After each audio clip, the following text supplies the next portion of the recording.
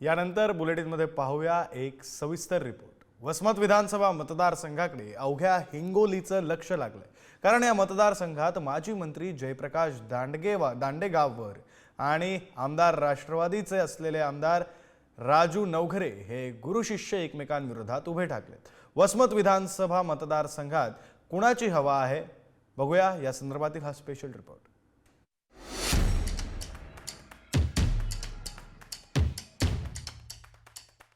वसमत विधानसभा मतदारसंघात जयप्रकाश दांडेगावकर आणि राजू नवघरे या गुरुशिष्यात सामना होण्याची शक्यता आहे।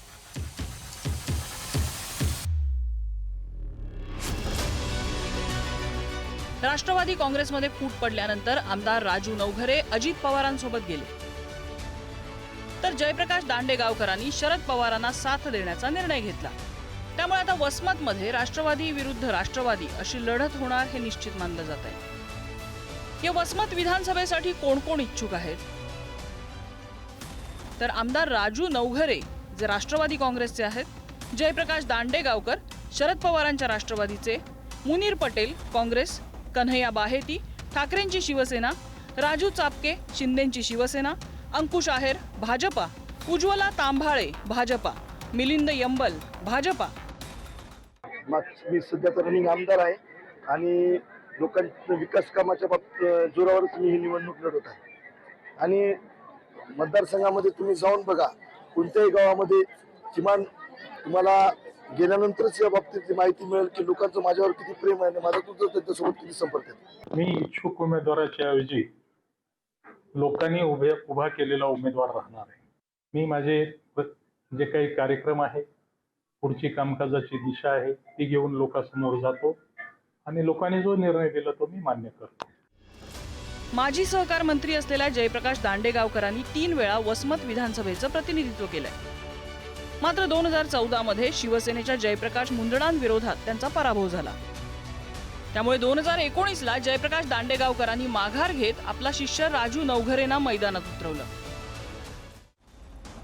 2019 मध्ये राजू नवघरे यांना 75,331 मतं मिळाली, तर शिवाजी जाधव काँग्रेसचे उमेदवार त्यांना 67,070 मतं मिळाली आणि जयप्रकाश मुंदडा जे शिवसेनेचे आहेत त्यांना 41,557 मतं मिळाली। राजू नवघरे यांचा या निवडणुकीत विजय झाला होता।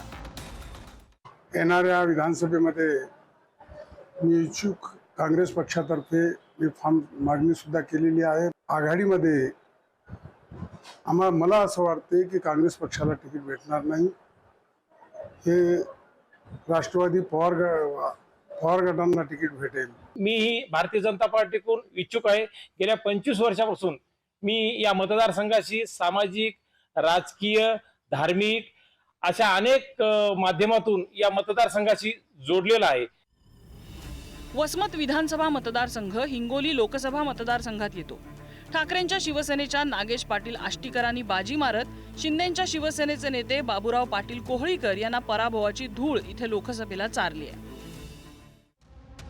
नुकत्याच झालेल्या लोकसभा निवडणुकीत वसमत मधून नागेश पाटील आष्टीकर यांना 84,646 मतं मिळाली, तर बाबूराव कोहळीकर यांना 54,096 मतं मिळाली। आष्टीकरांना 30,550 मतांची या मतदारसंघात आघाडी होती। मी उद्धव बाळासाहेब ठाकरे शिवसेना पक्षाकडून इच्छुक उमेदवार आहे येणाऱ्या विधानसभेला। समजा मला उमेदवारी भेटली आणि मी ती प्रतिनिधी म्हणून तिथं उपस्थित राहिलो वसमत विधानसभेचा, तर हमी भावासाठी मी अवश्य आवाज उठवल। इच्छुक उमेदवारामध्ये माझं नंबर 1 ला नाव आहे असं म्हटलं तर काही वावगं होणार नाही। का 30 वर्षापासून मी या मतदारसंघामध्ये काम करते आणि माझी ग्रामीण भागाची नाळ जुडलेली आहे। ग्रामीण भागाच्या लोकांमध्ये गेल्यानंतर मला माझी वेगळी ओळख करून द्यावं असं कुठं वेळ प्रसंग येतच नाही। राष्ट्रवादीतल्या फुटीमुळे गणित बदलली आहेत। जयप्रकाश दांडेगावकर आणि राजू नवघरे या गुरुशिष्यातली लढत त्यामुळे लक्षवेधी असेल हे नक्की। संतोष भिसेसह ब्युरो रिपोर्ट, पुढारी न्यूज, हिंगोली।